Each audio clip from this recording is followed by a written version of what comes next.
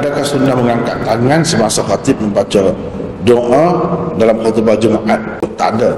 Sebenarnya ini tak ada asas yang menunjukkan semasa Nabi dulu bila dia baca doa itu semua angkat tangan, tak ada. Jadi tak angkat tangan pun tak mengapa. Cuma kita aminkan sajalah. Jadi dia doa itu kan untuk semua, amin, amin, gitu saja. Tidak perlu angkat tangan. Tapi kalau kita nak angkat tangan juga, tidaklah benda suatu perkara yang besar sangat. Sebab berdasarkan doa yang biasa-biasa pun angkat tangan. Tapi jangan dijadikan sebagai suatu ketetapan atau semua jadi buat macam tu. Kalau tak buat macam tu, kira-kiranya tak kena, hilap juga begitu.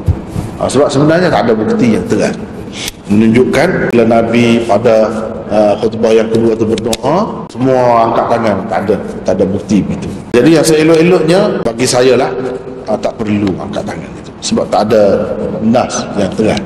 Sebenarnya doa-doa ni tidak semesti angkat tangan. Misalnya ketika kita nak naik kenderaan itu, adakah kita angkat tangan? Tidak. Bila kita nak masuk tandas angkat tangan? Tidak. Begitu juga di akhir sembahyang tu, pada ketika tahiyat tu kan ada Nabi SAW anjurkan doa apa-apa, tak ada angkat tangan. Tempat yang dia angkat tangan, kita angkat tangan lah. Tempat yang dia tidak ajar kita angkat tangan, tak perlu.